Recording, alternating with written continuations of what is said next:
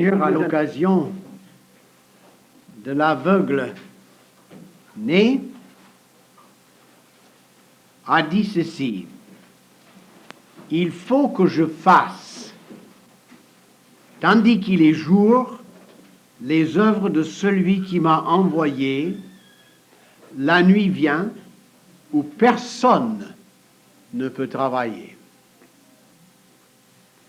Le texte de mon message se trouve bien sûr en Jean 9, verset 4. Il faut que je fasse, tandis qu'il est jour, les œuvres de celui qui m'a envoyé. La nuit vient où personne ne peut travailler. Il arrivera un jour où on ne peut rien faire. Je crois que dans ce passage, le Seigneur est en train de nous dire la même chose que lui a pris pour lui. Il faut que je fasse, tandis qu'il est jour, les œuvres de celui qui m'a envoyé. Nous avons aussi la même recommandation, de faire les œuvres, parce que la nuit vient. Je ne sais pas si je peux imaginer une grande fête, peut-être locale ou pour toute une ville, qui bat son plein, toutes les lumières qui brillent, les gens qui sont en train de jouir de toute cette ambiance de fête, et brusquement, il y a une panne d'électricité, tout s'achève dans les ténèbres, les gens ne sachant même pas où tourner, ça tue tout, la fête s'arrête, tout est terminé. Je crois que c'est ça que le Seigneur a voulu dire. Il viendra un jour où que les lumières s'éteindront. Et ça, c'est le sujet de mon message ce matin, quand les lumières s'éteindront. Jésus a dit même dans ce passage, « Je suis la lumière du monde », le verset 5. Mais plus tard, dans son ministère, il a dit, « Vous êtes la lumière du monde », comme il a dit, « Vous êtes le sel de ce monde ». Donc nous devenons, pour le monde dans lequel nous vivons, la lumière. Il n'y en a pas d'autre. Nous sommes la lumière de ce monde. Mais quand on regarde autour de nous, on ne peut pas voir beaucoup de lumière.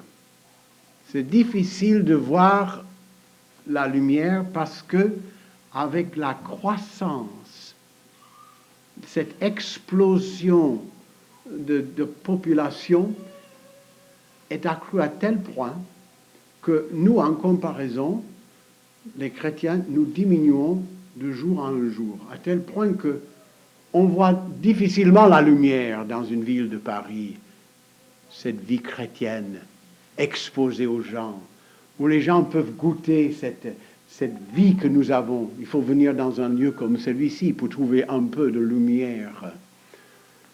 Et pourtant, on croise de temps en temps quelqu'un qui a une Bible. On s'arrête et on voit quelque chose derrière une voiture que Jésus-Christ va venir bientôt. Tiens, il y a un peu de lumière et ça vous étonne dans un monde de ténèbres comme celui-ci. Mais vous savez qu'à l'heure actuelle, il y a des millions et des millions de chrétiens dans ce monde. Malgré tout, la lumière est là. Il y a des programmes de télévision, il y a des programmes de radio, il y a des stations de radio chrétiennes. Et la lumière est diffusée constamment. En plus de cela, vous avez des églises par des milliers, même presque des millions maintenant. Vous avez des films chrétiens, des cassettes chrétiennes. Les gens sont... Il y a quand même dans le monde de la lumière. Et pourtant, on dirait, c'est presque les ténèbres totales. Mais un jour, tout ceci va s'arrêter. Parce que l'Église sera enlevée de ce monde. Vous êtes la lumière du monde. Et un jour, cette lumière qui éclaire le monde actuel va être enlevée d'un seul coup, dans un clin d'œil, et la nuit viendra. Mais quand on va partir, On peut poser la question, le monde, que va-t-il faire? Mais vous savez, il va y avoir les chrétiens de l'ère post-chrétienne qui vont luire à ce moment. Il va y avoir de nouveaux chrétiens, des gens qui vont accepter le Seigneur après notre départ. La Bible dit qu'ils seront même nombreux. Si vous les regardez en Apocalypse, chapitre 7, verset 13,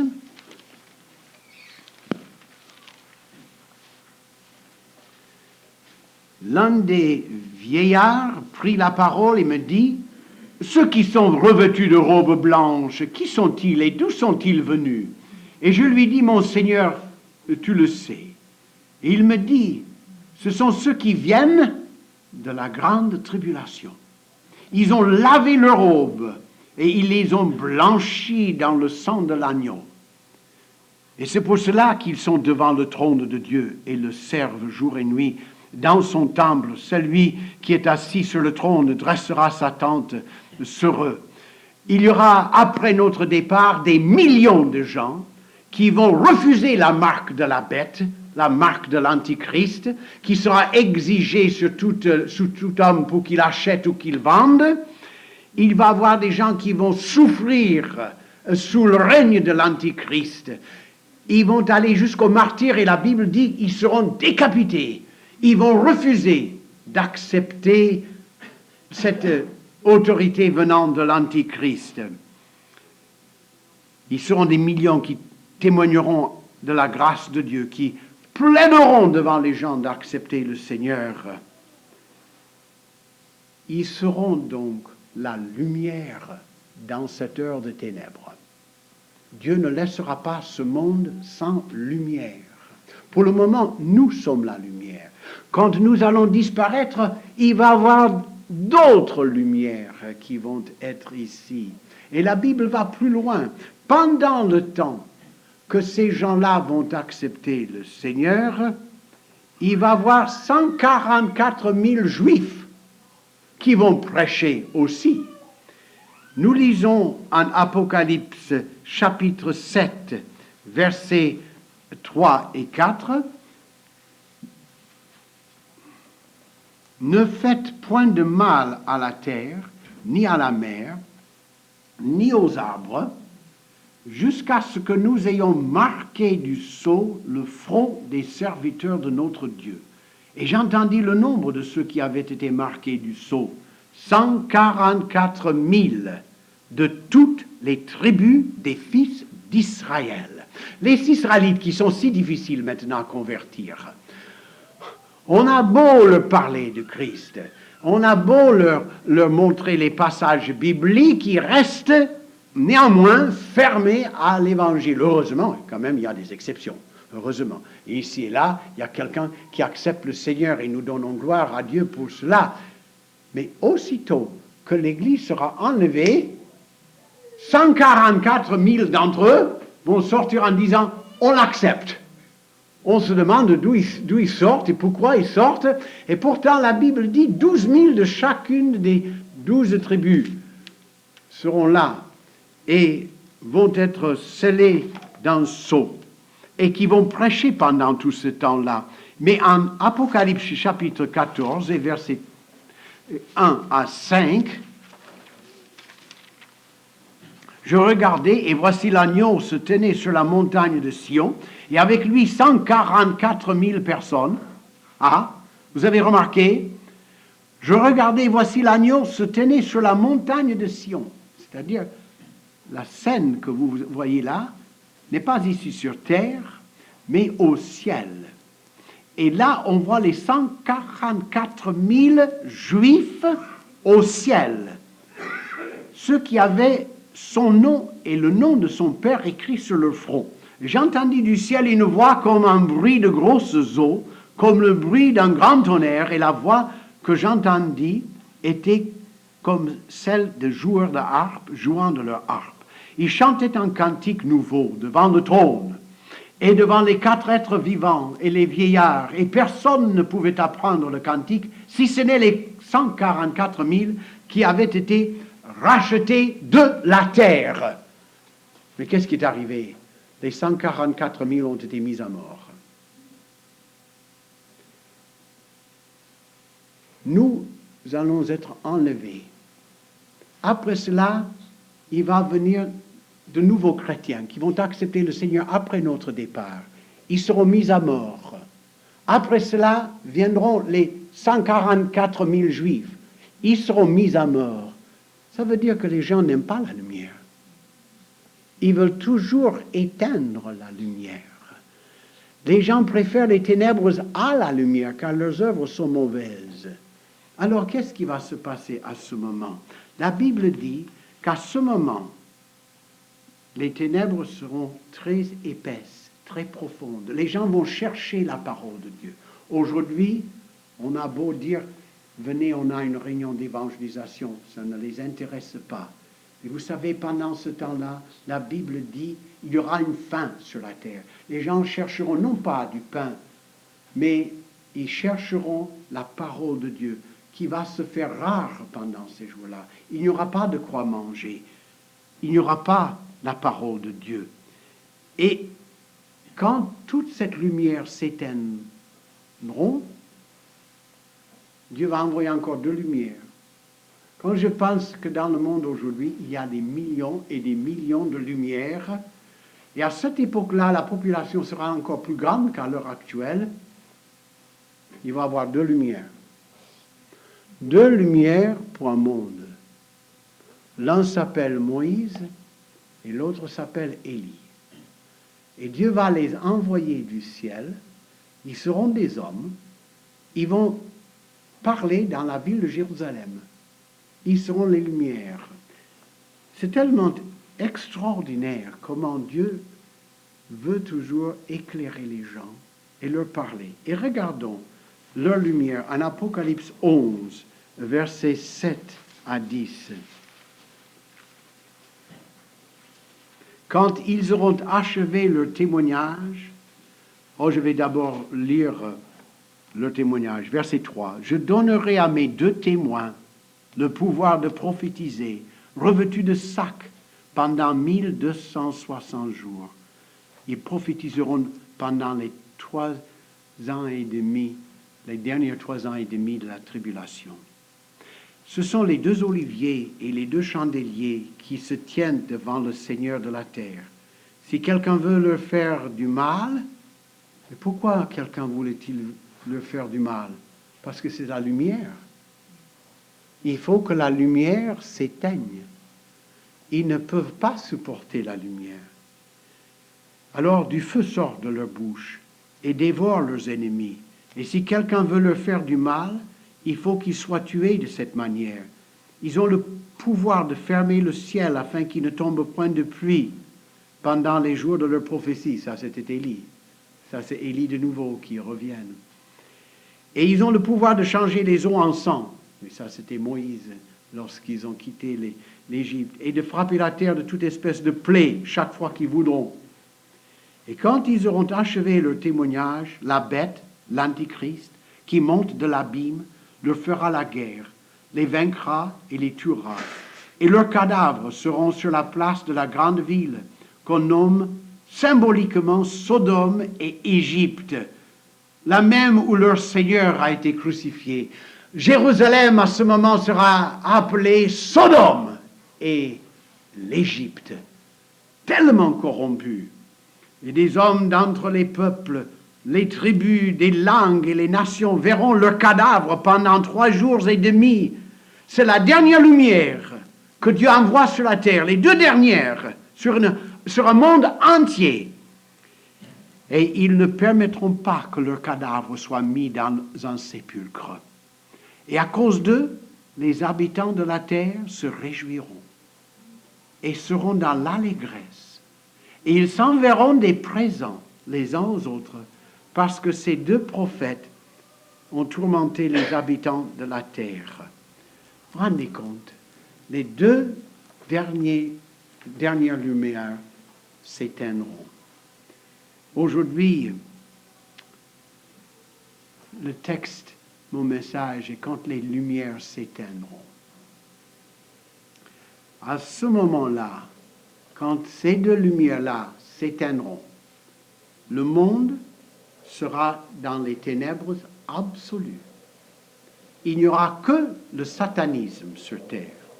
Il y aura l'Antichrist, il y aura les fléaux de Dieu, il y aura les horreurs de l'Apocalypse, il y aura la famine, il y aura la guerre.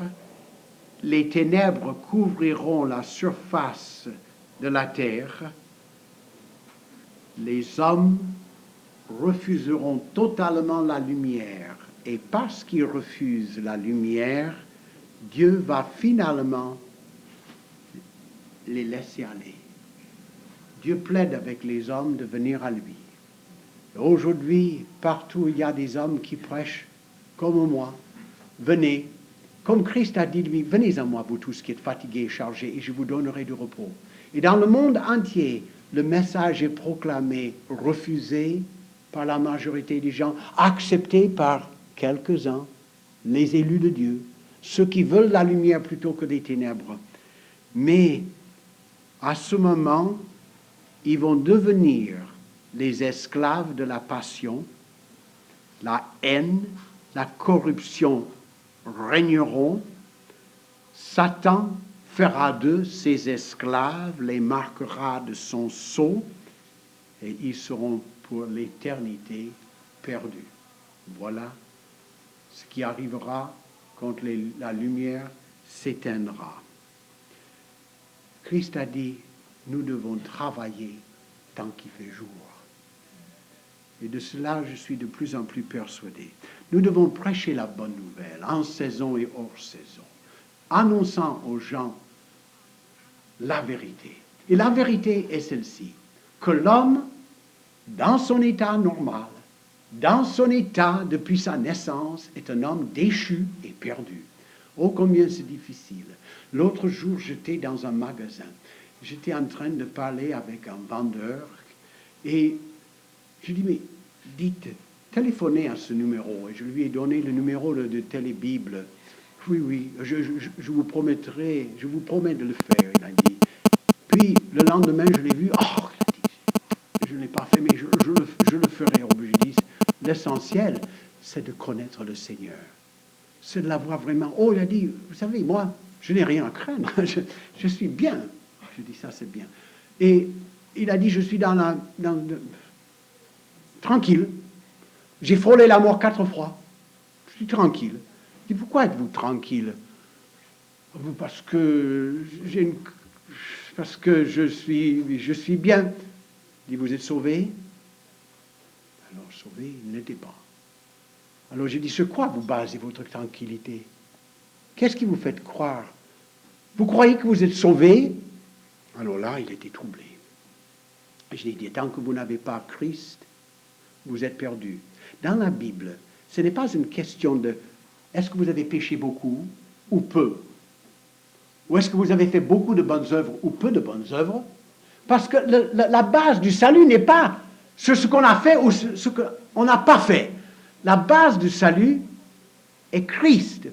L'essentiel, c'est qu'avons-nous fait avec son Fils? Quand un pécheur va se présenter un jour devant Dieu, il ne lui demanderait pas combien de mauvaises œuvres il a faites ou combien de bonnes œuvres il a fait. Il va lui poser une seule question, qu'as-tu fait avec mon Fils?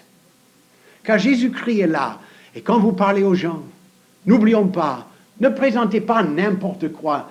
Ne présentez pas l'église baptiste, ne présentez pas le pasteur, ne présentez pas autre chose que Christ lui-même.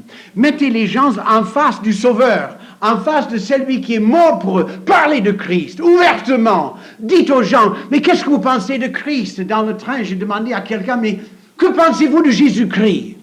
Ah, je n'en sais rien. Mais est-ce que vous croyez que c'est le Fils de Dieu? Alors, commencez par là. Mes chers amis, la Bible dit, celui qui a le Fils, il a la vie. Et celui qui n'a pas le Fils de Dieu, il n'a pas la vie. Peu importe à quelle église il appartient. Peu importe ce qu'il a fait ou n'a pas fait. S'il n'a pas Christ, il est perdu. Les gens dans le monde vivent dans les ténèbres et refusent catégoriquement la lumière parce qu'ils sont en rébellion contre Dieu. Vous vous rendez compte qu'un inconverti est un ennemi de Dieu. Il ne veut rien savoir de Dieu. Il considère Dieu comme son ennemi. parce qu'il pense qu'il va venir changer sa vie. Il ne veut pas que sa vie soit changée. Il faut que si la lumière entre, les ténèbres partent. On ne peut pas avoir les ténèbres et la lumière ensemble. Ou on a les ténèbres et on n'a pas la lumière, ou on a la lumière et on n'a pas les ténèbres. Et les gens disent, nous voulons les ténèbres. Est-ce que vous n'avez jamais pensé pourquoi dans les caves, dans les endroits de Satan, dans les endroits d'occultisme, les salles sont toujours dans l'obscurité. On n'a pas beaucoup de lumière là. C'est quelques bougies. Car les gens aiment les ténèbres. Leurs œuvres sont mauvaises. Ils aiment travailler là. Quand on vient à la lumière, Dieu change les ténèbres de notre vie. Il les chasse de notre vie. Et on devient un autre homme. Il faut proclamer ce message. Nous devons témoigner à nos amis, à nos voisins. Nous devons tenir des réunions spéciales. Nous voulons le faire le plus tôt possible. Nous sommes en train actuellement, à Shell, de chercher différentes salles autour pour prêcher. Nous sommes en train de le faire ici à Paris également. Nous voulons aller dans de différentes villes. Ce qui est extraordinaire, c'est la façon dont Dieu est en train d'appeler les jeunes. Je suis vraiment touché par cela. Quand je pense que tout récemment, il y a Antoine et sa femme, il y a Emmanuel Georges, Emmanuel Bozy, tous ces jeunes gens appelés. Je dis, mais Seigneur, qu'est-ce que tu vas faire avec tout ce monde-là? Si le Seigneur les a appelés, c'est qu'il a un travail. Nous ne savons pas, mais une chose est sûre, c'est que Dieu n'appelle pas sans avoir une raison. Et derrière cela, il doit y avoir une grande œuvre qui se prépare. Je pense aussi à Trevor qui est venu, arrêté par le Saint-Esprit ici, pour travailler ici. Mais Dieu doit avoir quelque chose à faire. Et nous ne devons pas manquer à l'appel. Nous devons prier pour que Dieu nous donne sa direction. Nous devons croire qu'il va faire quelque chose de grand. Quand Christ était mis sur la croix, lui qui se disait « Je suis la lumière du monde », dans un instant, le monde était plongé dans les ténèbres. Dieu a montré cela en couvrant le soleil, parce que quand Christ était sur la croix, la terre était noire. Le soleil a caché sa face et Christ est mort dans les ténèbres, couvert de péché, notre péché. Dieu n'a pas voulu regarder. Il a tourné son dos et Christ a agonisé là, tout seul dans les ténèbres. Et puis, il était mis au tombeau. Mais vous vous rendez compte, le troisième jour, il est sorti. La lumière est revenue. Oh, je me rappelle d'un cantique joué, c'est en anglais. Je l'ai vu chanter par à peu près 500 personnes avec le piano et l'orgue. Et à un moment donné, on voyait la haine quand il chantait « Crucifie-le, crucifie-le » et on l'a amené jusqu'au calvaire. Et là, on a enfoncé les clous et la chorale a chanté. Et puis, brusquement, il a crié « Tout est accompli » Et puis, il y avait un silence. Ils ont enlevé les lumières de la salle. Et tout d'un coup, la salle était pratiquement dans l'obscurité, juste quelques petites lumières. Et puis, le piano ne jouait rien. Il y avait un silence absolu. Et puis, tout d'un coup, après une minute et demie, on entendait ting, ting, ting. Le piano commençait tout seul, dans un auditoire de 3000 personnes qui étaient là en train de regarder ça. Et puis, tout d'un coup, on comprenait, il est ressuscité. La lumière est revenue. Et quand la lumière est revenue, la chorale a chanté plus que jamais. Et quand la lumière est revenue, n'oublions pas que tout de suite, il y avait 3000 âmes sauvées. Et à travers 20 siècles, il y a des millions de lumières dans le monde entier. Ils ont essayé d'éteindre la lumière et au lieu d'éteindre, on n'a fait que de multiplier la lumière à travers le monde. Christ est vivant et il continue. Je me rappelle quand New York a eu sa panne d'électricité. Peut-être vous l'avez lu aussi dans les journaux. Brusquement, la ville de New York était plongée dans les ténèbres. C'est inconcevable. Si vous n'étiez jamais dans la ville de New York et vous voyez, c'est la ville de lumière, quand vous voyez au Times Square, 42e rue, 5e avenue, c'est éclairé comme le jour. Et brusquement, avec une panne d'électricité, tout New York était plongé dans les ténèbres. Il n'y avait pas de train, il n'y avait pas de métro. Il y avait tous les ascenseurs se sont arrêtés. Les gens étaient attrapés là-dedans. Il y avait des cris. On entendait des cris partout. Les voitures ne pouvaient presque pas bouger parce que tous les feux verts et rouges ne marchaient pas. Il y avait des accidents. Les gens ne savaient pas où tourner. On commençait à voler les magasins. Les femmes étaient violées. C'était un cauchemar. Des gens criaient dans la rue. Il n'y avait pas de télévision. Il n'y avait pas de salle où il n'y avait pas des ténèbres. Les gens ont essayé de sortir. Panique partout. Une horreur. Et chers amis, ceci nous donne une idée quand les lumières s'éteindront. Vous vous rendez compte quand l'Église de Jésus-Christ sera enlevée de ce monde, les gens vont passer par un horrible jugement, pire que le monde n'ait jamais vu, pire qu'au temps de Noé. Des millions souffriront et mourront. Des millions seront jetés en enfer pour l'éternité. Et moi, je vous dis, je crois que c'est très, très proche.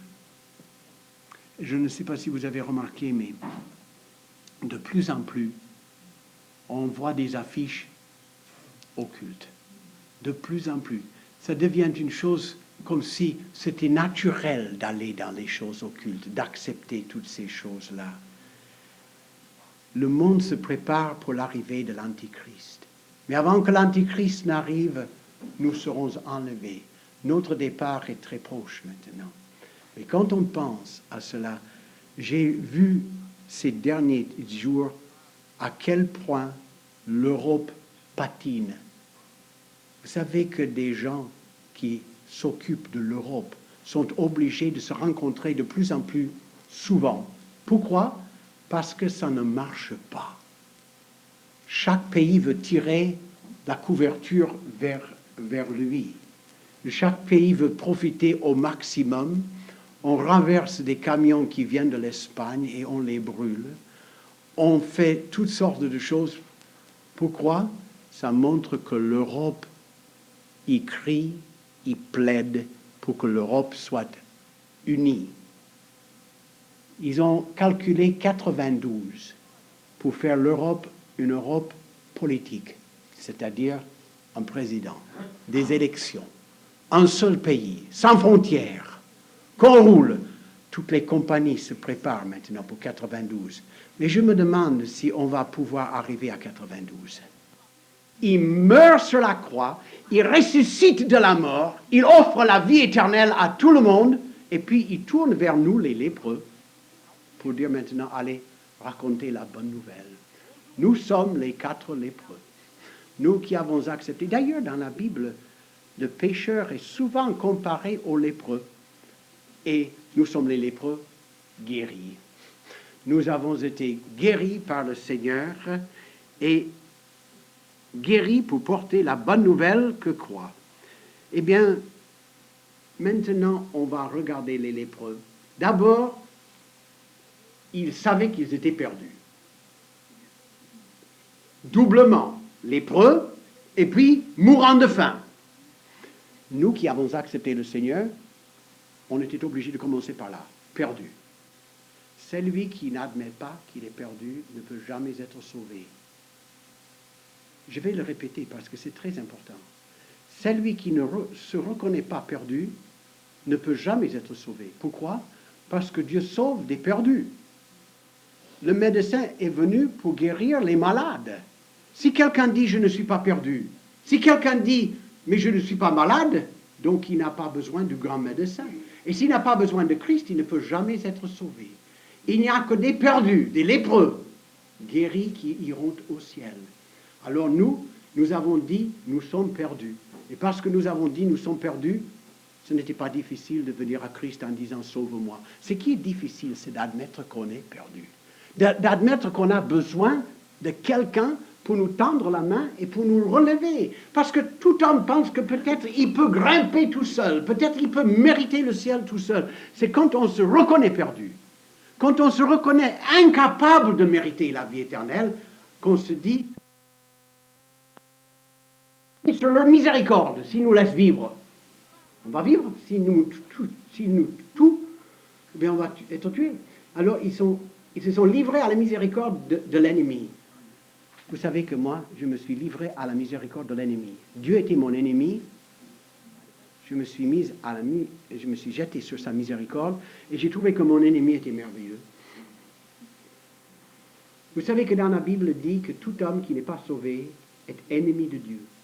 On pense quelquefois qu'on est très religieux, mais tant qu'on n'est pas sauvé, on est un ennemi de Dieu, étranger à la miséricorde de Dieu, et on a besoin de se jeter sur sa miséricorde, et on trouve que notre ennemi est amour lui-même. Il est amour. Il nous aime. Il est écrit dans la Bible car Dieu est amour. Il est écrit dans la Bible car Dieu a tant aimé le monde qu'il a donné son Fils unique. Quelle joie de savoir que notre ennemi est merveilleux. Bien sûr, il n'est plus notre ennemi, il est notre ami maintenant. Il est devenu notre sauveur. Et on change de camp. Autrefois, on était dans le camp de l'ennemi, maintenant, on est dans le camp de Dieu. Et alors, qu'est-ce qu'ils ont fait? Ils ont trouvé de grandes richesses. Eh bien, nous aussi. Le moment où nous avons accepté le Seigneur, nous avons trouvé de grandes richesses. On était pardonnés. Dieu nous a remplis de son amour, de sa paix, de sa joie. Et tout d'un coup, on est complètement bénis richement par le Seigneur. Et puis, ils se sont rendus compte, une fois qu'ils ont trouvé tous ces trésors, qu'il ne fallait pas le garder pour eux-mêmes, mais aller dire aux autres. Alors là, nous aussi. Une fois qu'on trouve le grand trésor, il ne faut pas se taire, il faut prendre quelqu'un par la main en disant c'est par ici. Et de l'amener aussi en disant j'ai trouvé un grand trésor. Tout le mal que les dirigeants ont pour faire marcher l'Europe, s'ils ne seront pas obligés de conclure quelque chose plus tôt que 92. Toujours est-il que le monde attend un homme qui peut mettre une fin à la pagaille qui existe, qui peut donner de l'ordre. Et cet homme, c'est cet homme d'horreur de l'Apocalypse. Oh, quelle joie pour nous de vivre à la fin des temps, de vivre dans une ville comme celle-ci, qui est la plaque tournante de l'occultisme mondial, qui est une ville, c'est l'antichambre de l'enfer. Et Dieu nous a dit, ici, vous êtes la lumière du monde. Oh, quel privilège nous avons, mais quelle responsabilité. Nous ne pouvons pas nous taire. Nous devons prier et prêcher de plus en plus, de préparer les gens. Christ va revenir. Et encore une fois, quand toutes les lumières du monde s'éteindront, quand les deux prophètes vont être tués, ça sera comme ce piano, il n'y aura rien. Et puis, non pas ting, ting, ting, avec la résurrection de Christ, mais ça va être un fanfare terrible, car au moment où les ténèbres seront partout sur la terre, brusquement, la lumière Christ reviendra, suivi par toutes les autres lumières qui l'ont suivi à travers des siècles. Mes chers amis, ce monde va connaître des ténèbres, mais nous qui connaissons le Seigneur Jésus-Christ, nous connaîtrons la lumière. Chaque homme doit décider, que veut-il? Les ténèbres pour l'éternité ou la lumière pour l'éternité? Veut-il la justice ou le péché? Veut-il vivre loin de Dieu ou avec Dieu? Chaque homme a un choix. Chaque homme doit prendre une décision. Le Seigneur reviendra et nous reviendrons avec lui et la lumière sera sur la terre tout entière. Et cela pendant 1000 ans. Oh, combien c'est merveilleux. Nous avons un avenir extraordinaire devant nous. Mais en attendant ce merveilleux avenir, nous avons une mission devant nous. Qu'allons-nous faire? Nous devons remplir toute la ville de cette doctrine. Nous devons prêcher cette doctrine sur les toits, l'annoncer à tout le monde, prendre n'importe qui, demander à tout le monde, est-ce que vous êtes sauvés, oui ou non? Est-ce que vous connaissez Christ? Est-ce qu'il est dans votre cœur? Nous n'avons pas besoin de nous taire. Nous avons le seul message et nous ne devons jamais en avoir honte. Prêchons-le avec tout notre cœur, car celui qui a le Fils, il a la vie. Et celui qui n'a pas le Fils de Dieu n'a pas la vie. C'est un choix.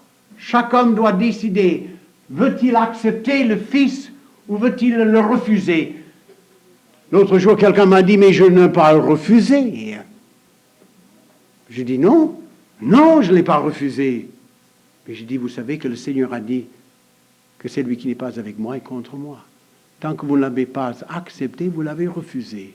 Oh là là, il m'a regardé, il n'a pas compris ça. Il n'a pas compris qu'il avait refusé le Seigneur. Est-ce que vous l'avez accepté ce matin? Est-ce qu'il est dans votre cœur? Est-ce que vous pouvez me dire, je suis sauvé ce matin? Est-ce que vous pouvez me dire, j'ai la vie éternelle ce matin? Sinon, eh bien, je vous invite de l'accepter. Je vous invite de le laisser entrer dans votre cœur, qui pardonne vos péchés, que vous changez de camp, que vous quittiez là où vous êtes et que vous entriez là où Christ est. Que vous deveniez un enfant de Dieu, prêt à partir, un enfant de lumière, de changer de camp.